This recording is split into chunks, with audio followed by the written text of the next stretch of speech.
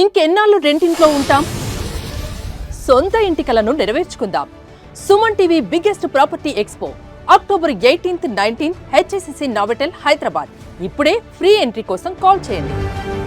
భారతదేశంలో డిజిటల్ వాడకం వేగంగా పెరుగుతున్న నేపథ్యంలో సైబర్ నేరాలు కూడా విపరీతంగా పెరుగుతూ ఉన్నాయి. Data security council of India 2025 report ప్రకారం దేశంలో ప్రతి నిమిషానికి సగటున 761 సైబర్ దాడులు జరుగుతున్నాయి. ఇది 2024తో పోలిస్తే మరింత ఎక్కువయ్యాయి. సైబర్ నేరగాళ్లు ఎక్కువగా బ్యాంకింగ్, ఈ-కామర్స్, హెల్త్ కేర్ వంటి రంగాలను టార్గెట్ చేసుకుంటూ ఉన్నారు. ఇప్పటి వరకు సైబర్ నేరాల వల్ల భారతదేశం $2.4 బిలియన్ అంటే ఇండియన్ కరెన్సీ ప్రకారం సుమారు 20,000 కోట్లు దోపిడీ జరిగి ఉండొచ్చని అంచనా వేస్తున్నారు. పండగ ఆఫర్లతో సైబర్ వల వేసి ఆన్లైన్ షాపింగ్ గోల్మాల్ చేస్తున్నారని, అలాంటి వారితో జాగ్రత్తగా ఉండాలని Hyderabad police commissioner VC Sajjanar సూచించారు.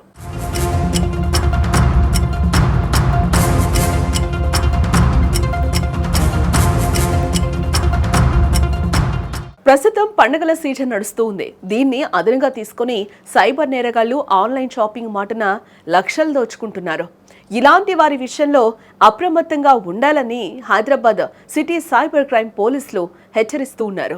దీపావళి సందర్భంగా సైబర్ నేరగాళ్లు భారీ డిస్కౌంట్లు, బహుమతుల పేరుతో వినియోగదారులను ఆకర్షించి ఆర్థికంగా నేరాలకు పాల్పడుతూ ఉన్నారు.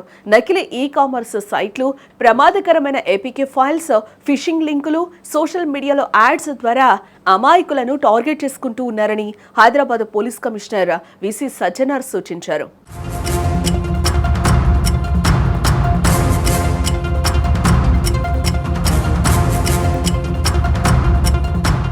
ప్రస్తుతం ప్రతి ఒక్కరి చేతిలో సెల్ ఫోన్ ఉంటుంది.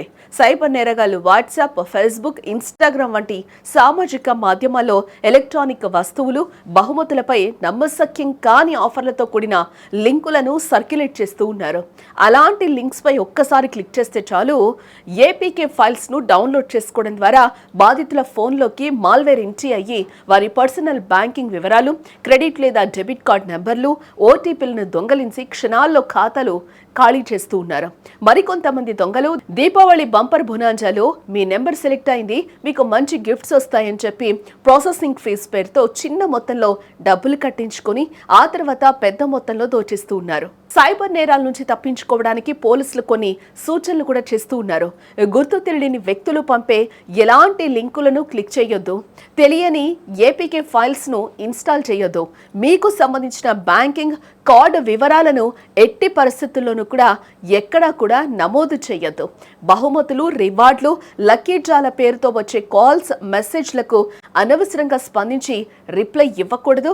ఒకవేళ ఎవరైనా సైబర్ మోసానికి గురైతే ఏమాత్రం ఆలస్యం చేయకుండా జాతీయ cyber crime help line number 1930 call చేయాలని, లేదా www.cybercrime.gov.in వెబ్సైట్లో ఫిర్యాదు చేయాలని పోలీసులు సూచించారు.